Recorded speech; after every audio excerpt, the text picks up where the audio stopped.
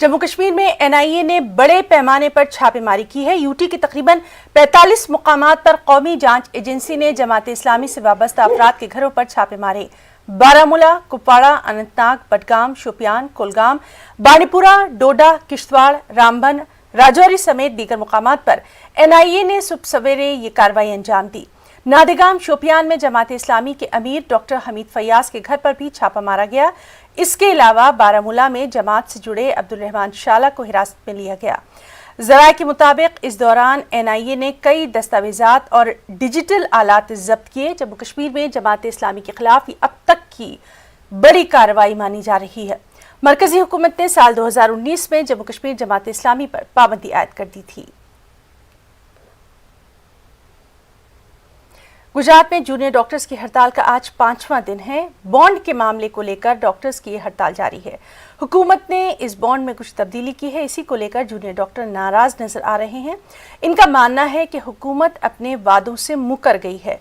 Corona के दौर में हुकूमत ने वादा किया था कि आखिरी साल में तालीम हासिल कर रहे तलबा की तैनाती सरकारी अस्पताल में की जाएगी और उनकी ड्यूटी को डबल तस्वुर किया जाएगा, लेकिन अब हुकूमत अपने वादे से पीछे हट गई है।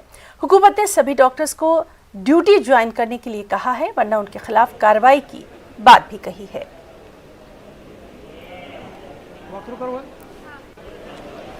देखो, हमने दायरे का स्ट्राइक नहीं किया है। पहले बातचीत के मोड अपनाया था, पर उन्होंने कोई बातचीत हमसे किया नहीं है। पुलिस फोर्स लगा के हमको भगा दिया था। फिर हमने टोकन स्ट्राइक किया, उसमें भी कोई रिस्पांस नहीं आया। फिर सब बंद किया है, पर फिर भी कोई रिस्पांस नहीं आ रहा है गवर्नमेंट तक। देखो, अभी तो हम जितना कर सकते हैं, मतलब ब्लड स्ट्राइक कंटिन्यू ही रखेंगे। और फिर हमको जो सम्मान दिया हुआ है, जो सर्टिफिकेट दिया हुआ है, वो हम वापसी करेंगे। जामनगर जो बात रही, जामनगर और भावनगर में जो लाइट कनेक्शन और वाटर सप्लाई जो बंद किया है, उसके अगेंस्ट में जो यहाँ पे बीजे में भी, ये अहमदाबाद में भी जो बंद करेंगे, तो हम लोग इतने स्ट्रांग इनफ है कि we will fight against the water shortage of the water supply. और हम लोगों ने ऑलरेडी हमारी residency, first year residency complete की है। तो फर्स्ट ईयर रेसिडेंसी जो डॉक्टर्स होंगे उनको पता होगा कि first year residency in BJ medical college and civil hospital Ahmedabad is how much difficult. So we are strong enough कि हम लोग भी ये भी फाइट कर लेंगे। एक्चुअली जो कोविड टाइम पे गवर्नमेंट ने वादा किया था रेजिडेंट डॉक्टर से कि जो 3rd ईयर कंप्लीट होने के बाद में जो बॉन्ड होता है, 1 ईयर बॉन्ड होता है, तो वो 6 महीने ड्यूटी करने पे 1 ईयर बॉन्ड रिलीव करने का गवर्नमेंट का वादा था। पर अभी उसी बात से गवर्नमेंट पलट रही है कि मतलब जो हमारे जो रेजिडेंट डॉक्टर है जो यहाँ से पास आउट है, उनको यहाँ पे सीएससी या फिर पीएससी वहाँ पे पोस्टिंग दी जा रही है। एक्चुअली जो ऑर्थोपेडिक सर्जन है या फिर जनरल सर्जन है, वो सीएससी पे जहाँ पे बेसिक फैसिलिटीज अवेलेबल नहीं है गवर्नमेंट की, एक सर्जन वहाँ पे जाके करेगा क्या? या तो गवर्नमेंट वहाँ पे बेसिक फैसिलिटी प्रोवाइड करवाए, या फिर जो मतलब गवर्नमेंट का वादा था कि जो 6 महीने 1:2 का वो है, वो अपना निभाए वादा, वही हमारा वो। दिल्ली में मूसलाधार बारिश से शदीद गर्मी और उमस से लोगों को राहत मिल गई है। कई दिनों से लोगों को गर्मी से परेशानी थी। आज हुई मूसलाधार बारिश ने लोगों को थोड़ी राहत पहुंचाई। महकमा मौसमियात के मुताबिक कल भी बारिश का इम्कान है।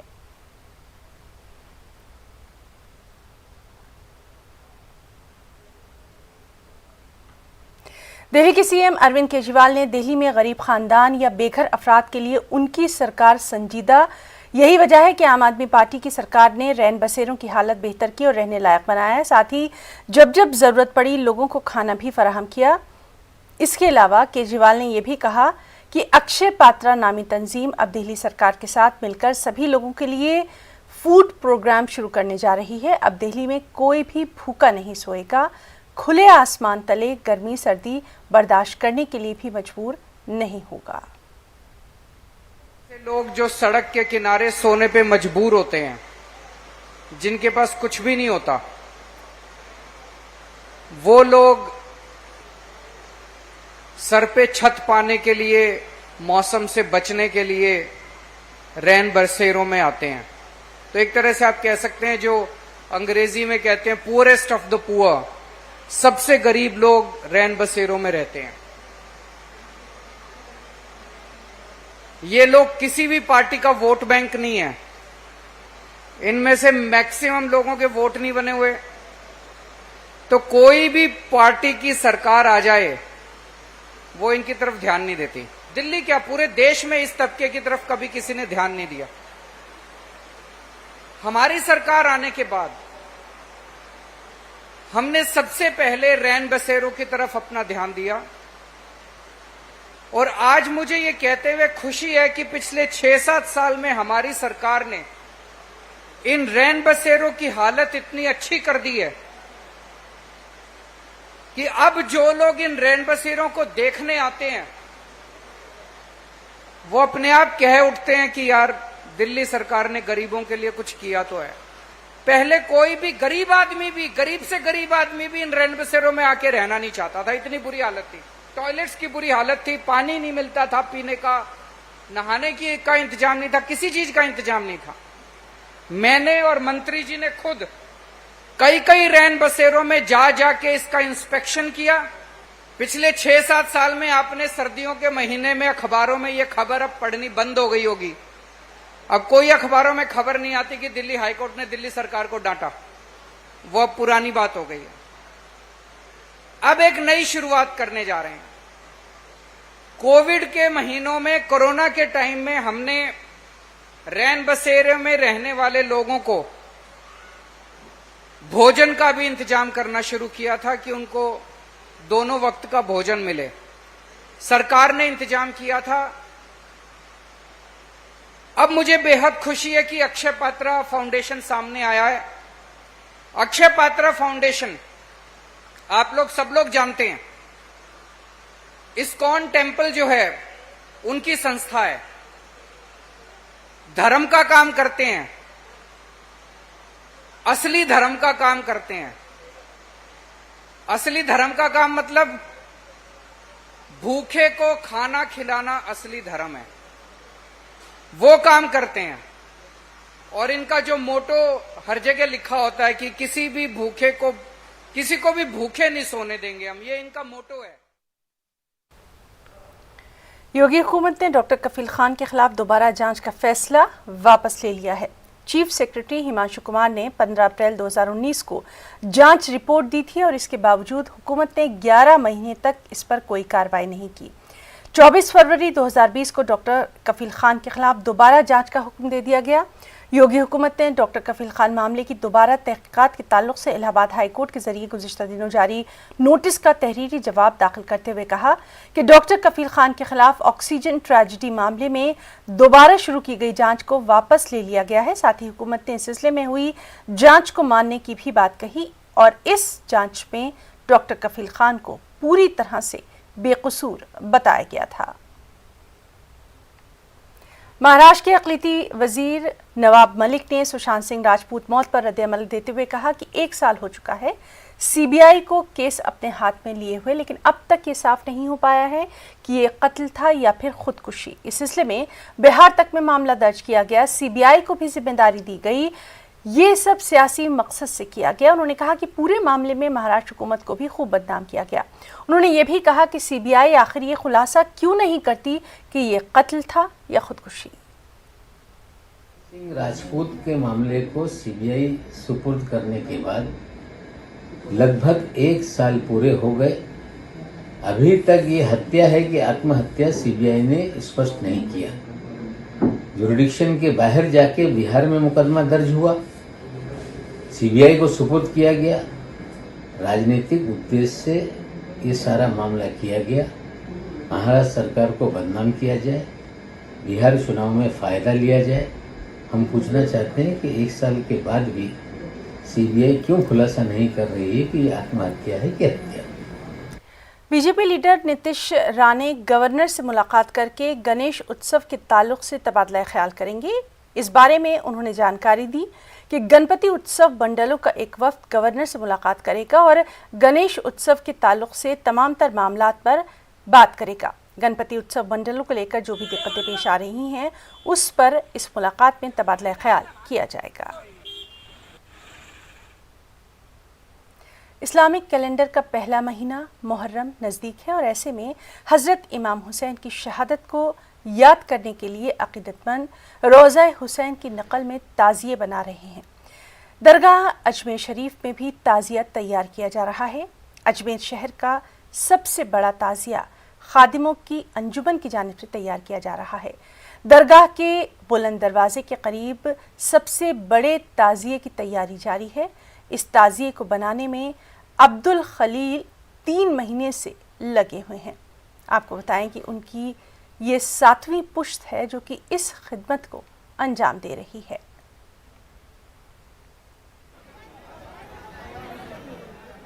ये इस वक्त ताज़ी शरीफ जो बनाया जा रहा है दरगाह शरीफ में अंजुमन सैयद ज़ादान की जानिब बनाया जा रहा है। इसको हम ईद के जो रमज़ान के बाद 11 तारीख आती है ईद के महीने की, उस दिन से हम इसको शुरू करते हैं। पहले बांस लाया जाता है अच्छे किस्म का, उसके बाद में सफाई करके उसको तैयार किया जाता है। इस वक्त अभी बंदिश का काम चल रहा है और इसके बाद में वाइट कागज़ जो होता है बहुत उम्दा किस्म का वो लगाया जाता है। इसके बाद धीरे धीरे धीरे डेकोरेशन की गोल्डन पन्नी वगैरह जो होती है वो लगाई जाती है। ये हमारी बनाने का टाइम है, हमारी 7वीं पुश्त है, नस्ल जिसको कहते हैं। और ये तमाम इसका सरफा जितना भी ख़र्चा होता है अंजुमन सैयद ज़ादान खुद्दाम ख्वाजा साहब के जो हैं वो देते हैं। अजमेर में गुज़िश्ता शब जयपुर रोड रेस्टोरेंट पर 2 दर्जन से ज़्यादा मेडिकल स्टूडेंट ने जमकर तोड़फोड़ की, हंगामा किया। इन लोगों ने रेस्टोरेंट के मुलाजमीन से मारपीट की। पूरा मामला सीसीटीवी में कैद हुआ। ये लोग रात 9 बजे रेस्टोरेंट में दाखिल हुए और यहाँ पर पार्टी करना चाहते थे, लेकिन इन लोगों को कोविड ज़ाब्ते के मुताबिक पार्टी की इजाज़त नहीं दी गई। इसके बाद रात 11 बजे ये तलबा लाठी डंडों के साथ आए और रेस्टोरेंट पर हमला कर दिया। इस मामले में पुलिस ने मामला दर्ज करके तफ्तीश शुरू कर दी है।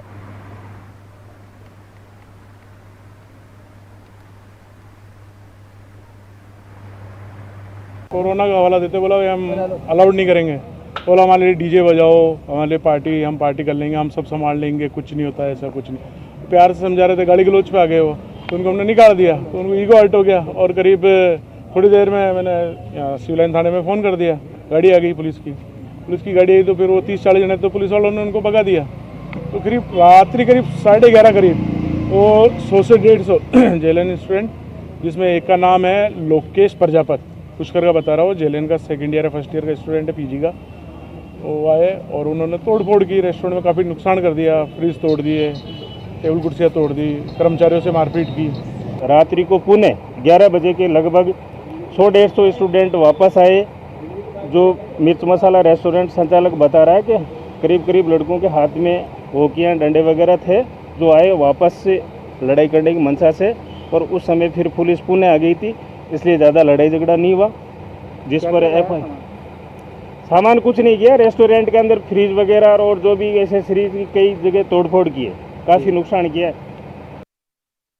और अब बात ओलंपिक में कमाल करने वाले खिलाड़ियों की हौसला अफजाई की। टोक्यो ओलंपिक में इनफरादी तौर पर मेडल हासिल करने वाले खिलाड़ियों के लिए बायजूस ने बड़ा ऐलान किया है। ऐलान के मुताबिक मुल्क को गोल्ड दिलाने वाले नीरज चोपड़ा को बायजूस की जानिब से 2 करोड़ रुपए दिए जाएंगे, जबकि दीगर इनफरादी तौर पर मेडल पाने वालों के लिए 1-1 करोड़ रुपए इनाम का ऐलान बायजूस की तरफ से किया गया है। मतलब ये कि मीराबाई चानू, रवि कुमार दहिया, लवलीना, पीवी सिंधु और बजरंग पुनिया के लिए 1-1 करोड़ का ऐलान किया गया है। आपको बताएं कि ओलंपिक में मेडल जीतने वाले खिलाड़ियों के लिए बायजूस की तरफ से ही सबसे पहले इनाम का ऐलान किया गया, क्योंकि बायजूस का मानना है कि मेडल से दुनिया भर में न सिर्फ हिंदुस्तान का नाम रोशन होगा बल्कि मुल्क के दीगर खिलाड़ियों के हौसले भी बुलंद होंगे। बायजूस के बानी और CEO बायजूस रविंद्रन ने कहा कि कौम की तामीर में खिलाड़ियों का अहम रोल होता है, इसलिए खिलाड़ियों की हौसला अफजाई 4 साल में एक बार नहीं बल्कि हर रोज होनी चाहिए।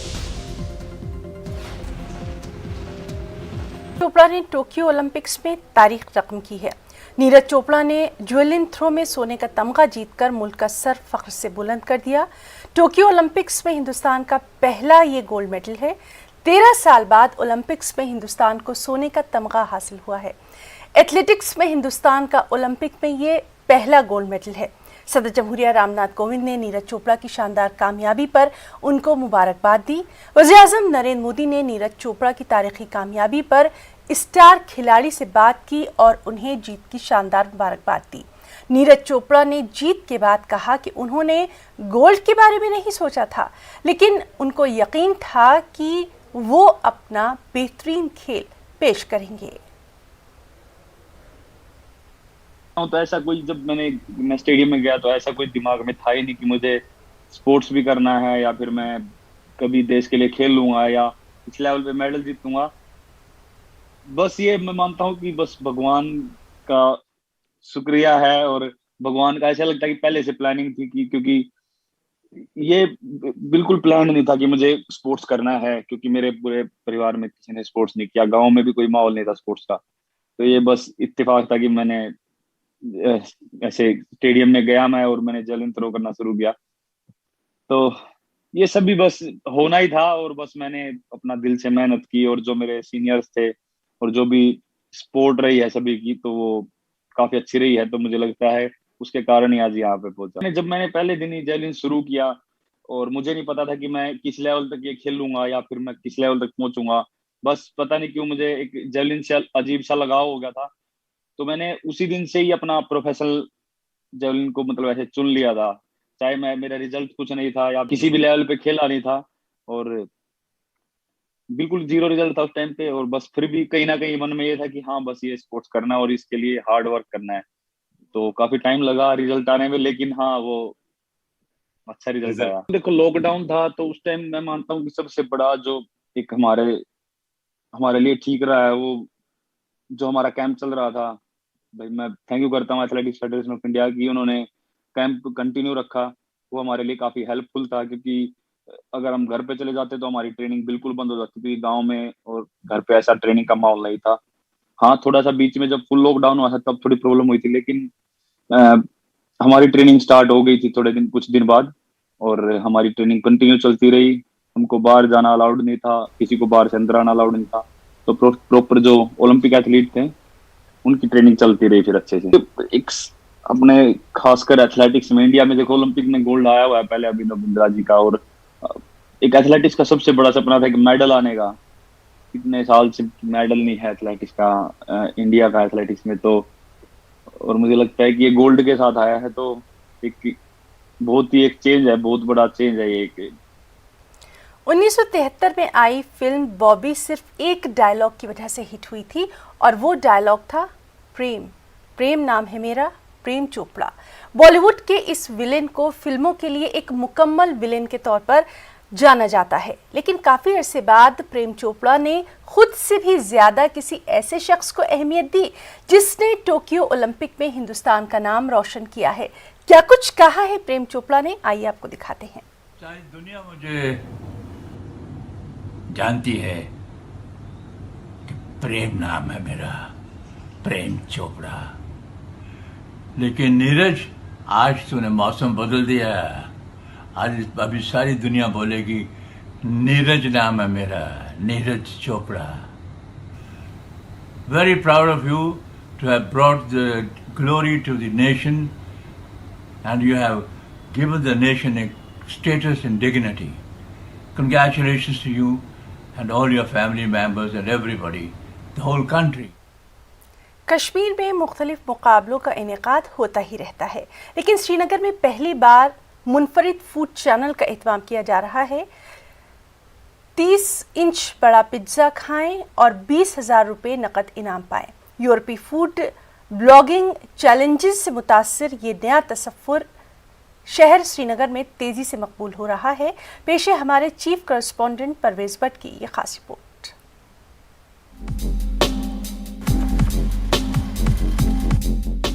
जदीद दौर में बदलते हुए तर्ज जिंदगी के साथ वादी में फास्ट फूड बेहद मकबूल हो रहा है। श्रीनगर के रेस्टोरेंट में पिज्जा, हैमबर्गर, सैंडविचेस और हॉट डॉग तेजी से रिवायती खानों की जगह ले रहे हैं। मज़कूरा तमाम चीजें खाने पर जेब जरूर हल्की हो जाती है, लेकिन खाने का लुत्फ लेने के साथ उसके एवज अगर कोई नकद इनाम भी ले सके तो उस चैलेंज को कबूल करने में शायद कोई पीछे नहीं हटेगा। शहर श्रीनगर के नगीन इलाके में एक रेस्टोरेंट के मालिक ने एक नया फूड चैलेंज शुरू किया है। अगर आप इस रेस्टोरेंट का 30 इंच लंबा सिसिलियन पिज्जा आधे घंटे के अंदर खा लें तो आपको 20,000 रुपए नकद इनाम दिया जाएगा। श्रीनगर में अब तक 4 लोगों ने इस चैलेंज को कबूल जरूर किया, लेकिन वो कामयाब नहीं हो सके। इस तरह के फूड चैलेंज का तस्वुर कश्मीर में जरूर नया है, लेकिन यूरोपीय ममालिक में ये कंसेप्ट काफी कामयाब रहा है। माहिर शेफ के हाथों बनने वाले इस पिज्जा पर पनीर, प्याज, चिकन और हरी मिर्च की 6 भरपूर टॉपिंग्स होती हैं। लेकिन बहुत बंदे क्लोज गए इस चैलेंज के, लेकिन अभी तक कंप्लीट कोई नहीं कर पाया। अब इसमें ट्विस्ट क्या था? ट्विस्ट हमने ये रखा कि अगर ये कोई करता है, ये चैलेंज कोई कंप्लीट करता है, तो हम उसको 20,000 कैश प्राइज देंगे, ताकि एक मोटिवेशन, ये बस एक मोटिवेशन के लिए। अब हमारा आगे ये है कि अब ये सक्सेस हो गया है, अब हम आगे देख रहे हैं कि अब और चैलेंज आगे की तरफ लाए और डिफरेंट आइटम्स पे डिफरेंट चैलेंज लाए। हमारा स्टाफ जो है वो इसको अच्छे से बनाता है और बहुत अच्छा है। जिस हिसाब से रिस्पांस भी मिला है, जितने खाया है, बहुत इसकी तारीफ भी की गई है, बहुत अच्छा होता है पिज्जा। आम पिज्जा गोल शक्ल के बनाए जाते हैं, लेकिन खास चैलेंज के लिए ये पिज्जा स्क्वायर शेप का बनाया गया है। श्रीनगर में महज यही एक फूड चैलेंज नहीं हो रहा, बल्कि एक और रेस्टोरेंट ने नॉनवेज थाली खाने का चैलेंज भी मुतारिफ कराया। इस थाली में तंदूरी चिकन, मटन बिरयानी, कीमा और चिकन टिक्का जैसी डिशें शामिल हैं। इस चैलेंज को पूरा करने वाले को 10,000 रुपए इनाम दिया जा सकता है।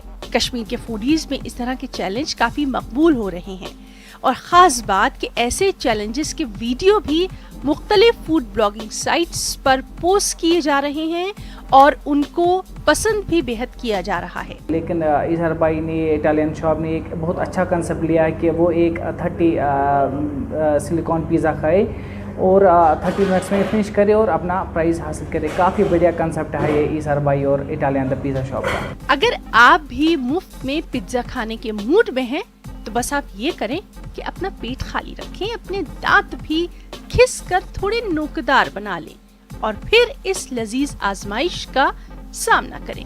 क्या पता आपको इनाम की ये रकम मिल ही जाए। हाँ, दूसरी सूरत में आप अपना पेट खराब कर सकते हैं, बदहजमी के बहरान से दो चार हो सकते हैं, लेकिन ये सब इस पर मुनहसर है कि आपका मैदा कितना मजबूत है। न्यूज़ 18 उर्दू के लिए श्रीनगर से परवेज भट्ट की रिपोर्ट। कोरोना वबा के दौरान बाहमी इमदाद और इन्हिसार का जज्बा मुस्तहकम हुआ है। मुल्क इस वबा से मुत्तहिद होकर मुकाबला कर रहा है। टीकाकारी के ऐलान के बाद हम बेहतर ताउन करें, जिससे हम कोरोना को मात देने की जानिब कदम बढ़ा सकें। नेटवर्क की टीम इस मुहिम में हर कदम पर आपके साथ रहेगा। जब तक सभी महफूज नहीं, तब तक कोई महफूज नहीं होगा। इसी सोच की बुनियाद पर हमारी मुहिम संजीवनी का मकसद ये यकीनी बनाना है कि वैक्सीन पाना सभी हिंदुस्तानियों का हक है।